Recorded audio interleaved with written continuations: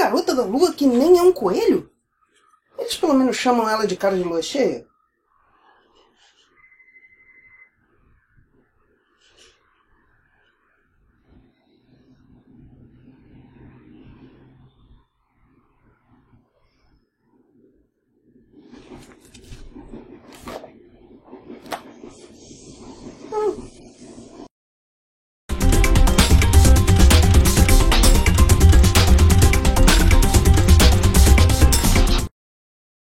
Antes de mais nada, eu conheço Flaviana Rangel. Ela foi minha professora no Nikkei, uma escola de língua e cultura japonesa no Rio, e é por isso que eu soube deste livro. Se não fosse por redes sociais, talvez eu nem soubesse do livro ou que ela estava envolvida. Além disso, essa história é bem nova e eu acho que merece ser lida, então eu vou evitar detalhes e eu aviso quando entrarmos em partes da história. Uma coisa que pode ser dita sobre Luana, a filha da lua, é que é bastante brasileiro. Ao longo dos anos, tentando definir o que seria ser brasileiro, alguns vão para extremos nacionalistas, isto é, indígenas ou Amazônia, mas a maioria fica no exclusivismo por fama, ou seja, futebol, carnaval e a invenção do avião.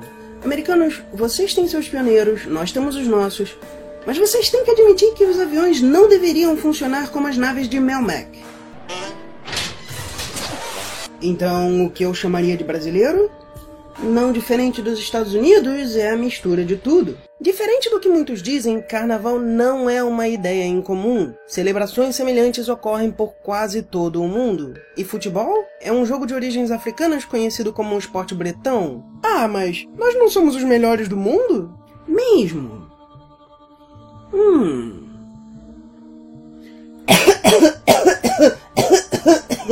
Então, por que esses dois seriam brasileiros? Porque vieram de fora e foram adaptados. A adaptação é brasileira. E esse é o caso de Luana, a filha da lua. Não é algo único, mas é algo verossímil ao Brasil em que vivemos. Ei, disse Luana, exaltada. Ih, desculpa, escapuliu. Porque nada diz brasileiro como referências a programas mexicanos. Isso quer dizer que é bom? Não. Quer dizer que eu posso ver isso acontecendo no nosso mundo sem que tudo se passe em algum canto super perigoso do mundo que ninguém nem esbarra sem querer? Ou em cenários acessíveis apenas por botas? Isso, claro, traz o bom e o ruim. Por um lado, temos uma protagonista indígena trazendo algo que não vemos muito, e ela não é colocada como devendo ser mais comum do que é, ou alienígena ao cenário. Ela é uma garota comum por ter crescido no mesmo Rio de Janeiro que conhecemos. Por outro lado, temos uma orelha dizendo: esta obra carrega em si outra característica ímpar, que é apresentar ao leitor o mundo da mítica indígena brasileira, um panteão originalmente nosso e quase inexplorado na literatura. Este livro é brasileiro de verdade, seu leitor que ousa ler coisas não nacionais. Compre! Compre! Eu duvido que isso seja dos criadores. É de fato uma produção bem brasileira. Agora, para a arte em si, precisamos dar uma passadinha no visual. Não é uma história em quadrinhos ou light novel, mas algumas considerações merecem comentário. Primeiramente, ainda é difícil achar ilustrações em que a beleza de uma minoria não é vista por olhos demasiadamente europeus. Mas, se na capa Luana ainda te parecer ter traços suaves demais, eu diria que as ilustrações internas passam bem os lábios e olhos mais indígenas. A prata, no nome ou luas, não me impressionam tanto quanto o contraste de cores no cabelo de Luana. E falando em luas, o que eu achei mais legal visualmente é que cada capítulo começa com uma lua, então elas vão demonstrando bem a passagem do tempo.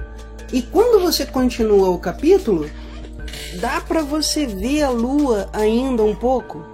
Então dá a impressão que a lua está sempre presente, e isso contribui para o tom. Quanto ao texto em si, a história me foi muito boa, apresentada em um bom ritmo e, no geral, bem desenvolvida. A personagem principal apresenta um desenvolvimento interessante e outra das personagens mais presentes apresenta um histórico também bastante interessante. Se alguma coisa, apenas um momento me foi realmente uma quebra notável no fluir do desenvolvimento, e talvez uma escalada um pouco rápida demais no nível do conforto final se comparando aos outros. Isso quanto à história deste livro. Quanto à apresentação do mundo, eu não senti qualquer problema de ritmo e claramente considero a introdução de mais informações nos futuros livros. A história em si não é particularmente inovadora. É uma protagonista jovem em um mundo de magia que não conhece bem, com uma ameaça a perseguindo. Nada particularmente novo, mas a execução não me parece estereotípica demais. É um mundo envolvente. A contracapa fala ter um punhado de Harry Potter, porque toda magia em livros é Harry Potter, sempre, nunca houve nada na literatura jovem com magia antes de Harry Potter! Eu diria que me parece mais ser um anime, considerando foco em jovens, cabelos de cores incomuns, e se passar em um mundo de mitologias, plural, que sempre existiram, mas são ignoradas pela maior parte das pessoas. Isso não quer dizer, entretanto, que seja só um transplante de cultura japonesa no Brasil. Pelo contrário, dá pra ver sinais de influência americana, claro, além de nada parecer ocorrer fora do Rio de Janeiro, como já disse antes. Dito isso, existem alguns problemas técnicos que podem tirá-lo da história por um instante quando você os nota. Vitória apenas continuava, altiva, a desfilar indo em direção à água, que de tão gelada fez a loira perder a pose rapidinho. Luana e Ingrid caíram na gargalhada. Porque eu li como uma vírgula? Porque está escrito como uma vírgula? Há desde momentos como este, em que você sabe o que querem dizer, mas ainda chama sua atenção um pouco, passando por questões de padronização, como o uso de num, ter aspas, enquanto vambora é posto como uma palavra comum. Internet está em itálico, e Data Show precisa dos dois, porque é algo tão incrivelmente único neste mundo de magia. Ah, e essa vírgula depois das aspas seria correta, mas em caso de pontos, estes vêm antes, porque gramáticos te odeiam. Tem vários desses momentos. Eu não estou dizendo que eles deveriam seguir os padrões e pronto. Eu acho muito mais claro se você mantiver sempre as aspas com as palavras e sempre pontuar depois. É mais lógico e mais instintivamente compreensível. A questão aqui é de consistência. Se vambora vai ser apresentada como palavra normal por ser comum, assim como pra e tava são, por que não num? E se o itálico é para dar destaque, porque as aspas em Data Show? Internet seria realmente algo tão incomum a ponto de precisar de destaque? Por outro lado, teve um ou dois momentos em que eu realmente não tive certeza quanto à intenção. Em particular, na página 122, quando ocorre a seguinte passagem. Naldo juntou-se à conversa, passando o braço por sobre os ombros largos de Pedro, que não ficou nada satisfeito com aquela intromissão em seu momento. O que está sendo destacado aqui? Que a ideia de momento não é temporal, mas situacional? Que o momento era dele? Que o momento teria significado romântico? Eu realmente não tenho certeza. O que eu estou dizendo é que o livro precisa muito de uma revisão. Ah, e os travessões para separar explicações não deveriam gerar uma nova linha na continuação da fala. Isso me confundiu mais de uma vez. Quando voltarmos para a sala eu mostro. Aliás, eu tava muito afim de dar uma olhadinha no shopping mais tarde. Eu vi uns modelos que vocês vão amar. Eu tô louca por isso, não vejo a hora de mostrar pra vocês, falou Vitória, eufórica. Luana riu daquela empolgação. Você não quer que um leitor abandone uma boa história por confusão, ou que parem de prestar atenção por um erro engraçado, por mais infantil que seja. Assim que terminaram de comer, Ingrid juntou as caixinhas do restaurante e as jogou na lixeira da cozinha enquanto Luana lavava os copos de suco que tinham bebido. Não, eu tô falando de ter que falar isso tudo tão rápido, sem uma vírgula. Mas comer Ingrid ficou estranho, sim, é. Bem, eu tenho que ganhar dinheiro, né? Outra coisa que me tirou da história ocasionalmente é um pouco mais controversa.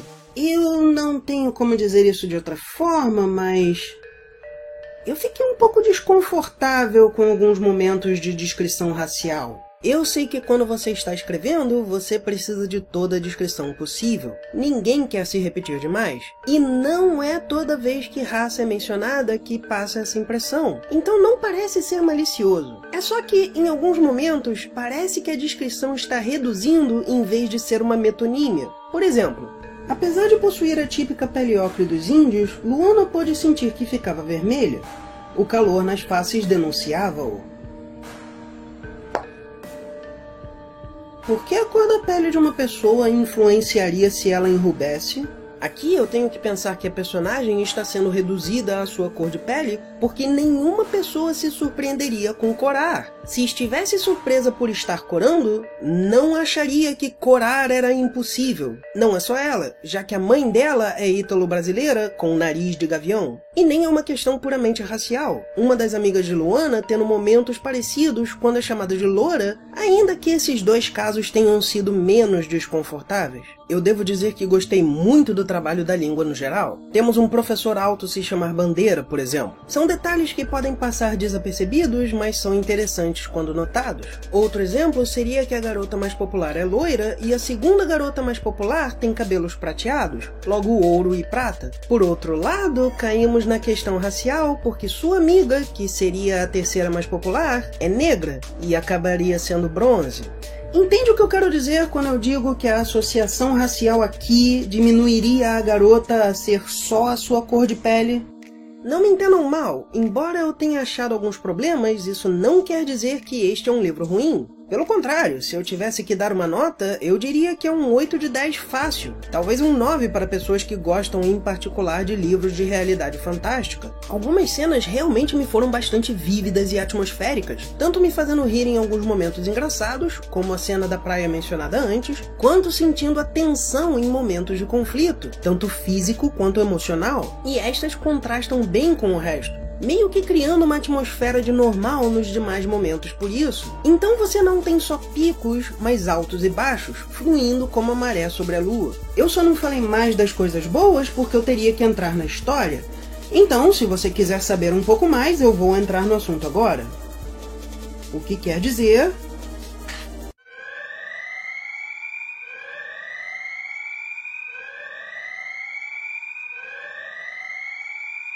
Voltando à questão de ser animesco, eu quero dizer da melhor maneira possível. Chegou à rua e atravessou, a passos largos, o máximo que podia. Deu apenas uma mordida no sanduíche de queijo e peito de peru. Percebeu logo que não dava para correr e comer ao mesmo tempo. Então decidiu se alimentar assim que chegasse ao seu destino. Ou seja...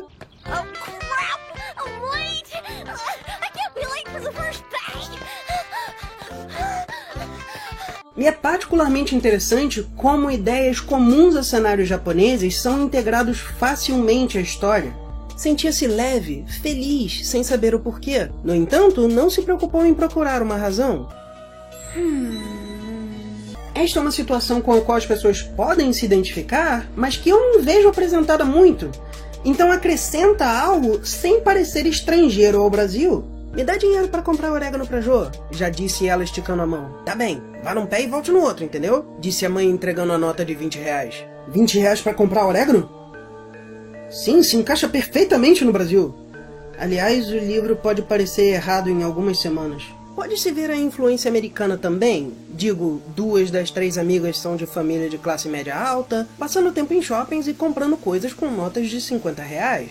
Óbvio, tem algumas coisas cujas influências não ficam tão claras. As 3 amigas são as mais populares da escola, literalmente a primeira, segunda e talvez terceira mais populares. E tem uma rival. Populares numa panelinha parece teen movie, mas ordem de popularidade parece mais anime. Nessa hora, um cuco saiu de dentro de sua casinha para cantar e anunciar que já eram 22 horas. Hora de fechar o shopping. Não, ninguém falou de relógio cuco antes. Isso ocorre em uma loja que tem um visual bastante incomum, então não é destoante. Mas é isso que eu quero dizer.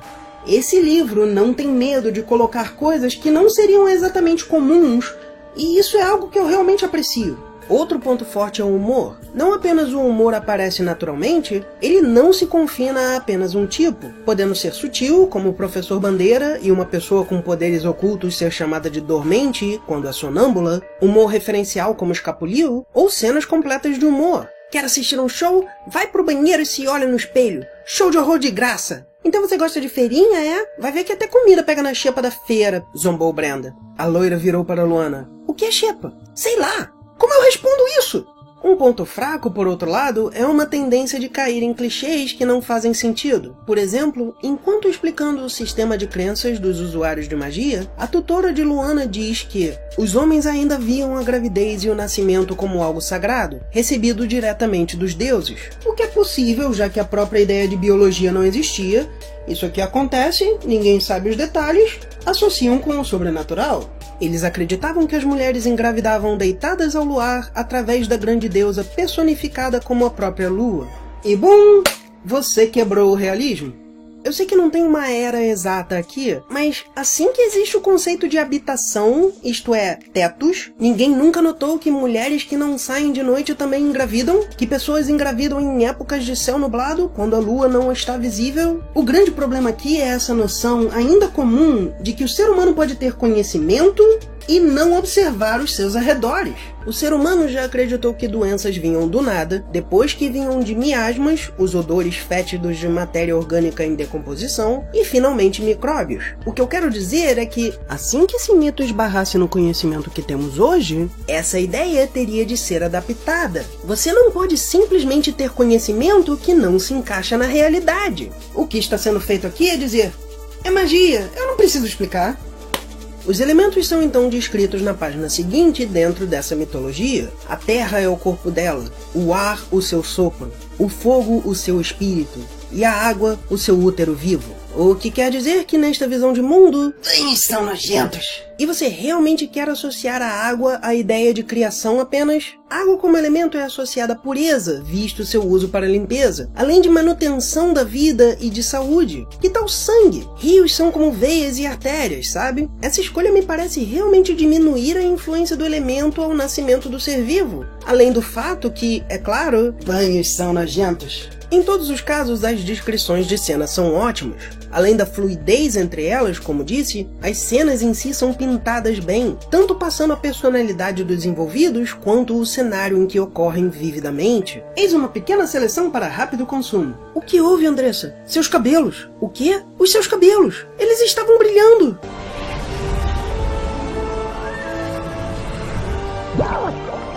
Por que ele teria roubado uma Hellis pulseirinha de couro? Nem mesmo poderia chamar aquilo de bijuteria. Luana sentia tanta raiva que andava pelo quarto de um lado para outro, bufando e apertando a cabeça com as mãos. Então avistou o livro grosso na prateleira sobre o monitor e o catou. Abriu e começou a rasgar as páginas aos berros. Nightmare Moon. Meu exemplo favorito ocorre já no começo, quando Luana está voltando para casa à noite. Quando entrou naquela rua mal iluminada por postes que pareciam se esconder atrás de galhos de árvores, raciocinou que, não havendo ninguém por perto, logicamente nenhum mal poderia ser feito contra ela. Pensou que logo estaria em casa e isso a animou a continuar, a despeito de seu coração disparado. Foi quando as lâmpadas dos postes começaram a piscar e a escurecer lentamente até deixá-la no breu total. Agora, genuinamente apavorada, apertou o passo, mas logo sentiu como se tivesse algo segurando suas pernas. Era algo sutil a princípio. Então foi se tornando mais forte, mais aprisionante. Sentiu como se várias mãos a pegassem. Estava presa desde os tornozelos. Foi sentindo que estava imobilizada, gradativamente de baixo para cima, até seu pescoço ser pressionado, como se alguém a estrangulasse. Tentava lutar, mas até suas mãos estavam coladas ao corpo. Tudo era escuridão, e ela estava tomada de sombras por todos os lados. Sequer a luz da lua ou estrelas iluminava o local. Luana perdia o ar e sufocava. Não conseguia sequer emitir som. A descrição é tão bem feita que eu me lembro de me sentir sufocando um pouco enquanto eu lia. E enquanto visualmente a descrição parece ser algo mais como Ghost, a impressão que eu tive era mais como isso. E, claro, eu tenho que mencionar um dos clichês que mais destroem não só a verossimilhança, mas também a tensão de qualquer história. Foi a senhora que me salvou aquela vez na praia, não foi? Sim, Luana, porque você ainda não domina o poder incrível que existe em você e sua hora ainda não havia chegado. Mas você precisa ser mais prudente. Por quê? Se ela vai ser salva quando tiver uma ameaça. Não só ela está falando com uma deusa, o que torna este um caso de Deus ex machina literal. Se existe uma hora certa para tudo, toda a noção de livre-arbítrio morre e nada do que fazemos é por opção própria. Isso é particularmente notável porque o livro trabalha essa noção de se salvar por pouco muito melhor na ótima cena das sombras mencionada antes. Naquela, também, seria algo inesperado e não estabelecido antes, só que aquilo vai ter grandes implicações na história, não só de tom, mas consequências reais. E a saída parece ser algo mais natural devido à própria natureza da personagem. Fim das contas, eu recomendo. Não se deixe enganar pela orelha tentando vender o livro por culpa, ou quão diretas as descrições nela e na contracapa são. O texto em si não cai no erro de ser tão direto. Como eu disse, o ritmo é muito bem trabalhado tanto para um livro quanto para uma introdução a uma série. Além disso, eu não leio com tanta frequência, então eu não posso dizer quão próximo ou distante está essa história do que você encontra por aí, mas eu posso dizer duas palavras. Eu gostei. Eu gostei mesmo com os detalhes problemáticos, como eu não precisar me preocupar em onde vai cair uma bigorna depois de eu jogar ela pra cima.